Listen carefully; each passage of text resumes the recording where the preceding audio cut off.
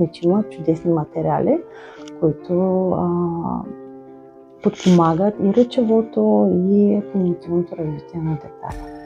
Друг материал, който децата много обичат, е карта на света. Всички пътуват, обичат да посочват местата, където са били. И така с континентите, покрай континентите, техните имена, гласни, съгласни и така нататък. Стигаме до най-различни места по света по интересен начин.